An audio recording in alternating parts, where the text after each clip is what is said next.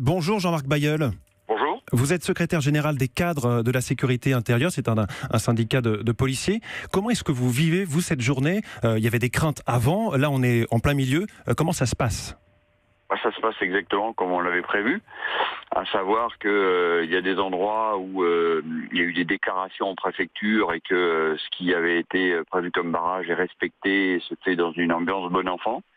Et puis d'autres où, agglomérés par certains perturbateurs qui viennent régler leur compte, eh bien on a le type d'échange que vous avez pu voir. On a des policiers qui auront bousculé, puisque malheureusement certains n'ont pas compris que la liberté de chacun commençait lorsque on empêchait l'autre de pouvoir l'exprimer. Et on est bien dedans. Et c'est ça qui est un peu embarrassant pour nous, c'est que nous, on est là pour que la démocratie s'exprime et que la manifestation puisse se faire, même si elle n'est pas déclarée. Pour autant, il avait bien été dit que ça devait être des barrages ralentissants et pas des barrages bloquants. Est-ce que les forces de l'ordre sont débordées aujourd'hui, Jean-Marc Bailleul?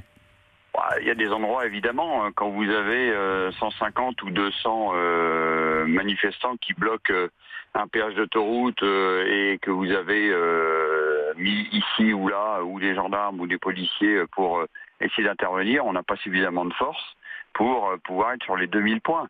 Évidemment, notamment en zone rurale, je pense à nos amis gendarmes qui sont quelquefois 7-8 dans une brigade territoriale, ne peuvent pas intervenir comme je viens de le voir là sur un rond-point où il y a plus de 300 personnes qui bloquent les accès, notamment au supermarché. Donc c'était pas dans cet esprit-là a priori que ça avait été annoncé, et on voit bien que certains veulent aller plus loin.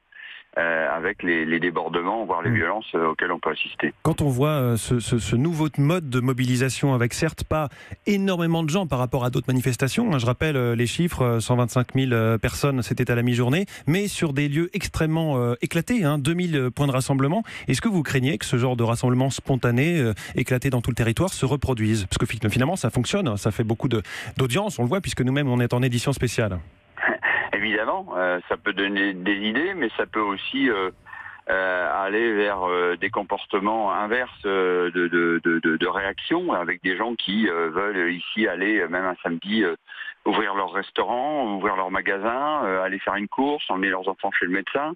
Et c'est là où il faut, si le mouvement Gilets jaunes veut, à mon avis, être entendu et de façon plus large, c'est qu'à un moment donné, on doit pouvoir faire en sorte que la vie, malheureusement, continue.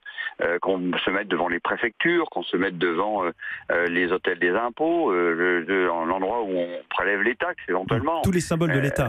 Voilà, mais qu'on n'empêche pas les gens, même qui peuvent soutenir la manifestation, de pouvoir aller. On a vu l'accident mortel de ce matin, cette mère de famille emmenant son enfant, voilà, chez le médecin. Alors si on peut même pas emmener ses enfants chez le médecin, ça montre bien que certains n'ont pas compris on peut soutenir une manifestation sans pour autant s'arrêter de vivre. Et c'est bien ça le problème. Et bien sûr que ça nous inquiète, parce qu'on a des policiers, des gendarmes qui sont fatigués, qui sont sur le pied de guerre, si je puis dire, depuis des mois et des mois. Et même si certains peuvent soutenir le mouvement, ils appréhendent effectivement les week-ends qui viennent. Merci beaucoup Jean-Marc Bailleul.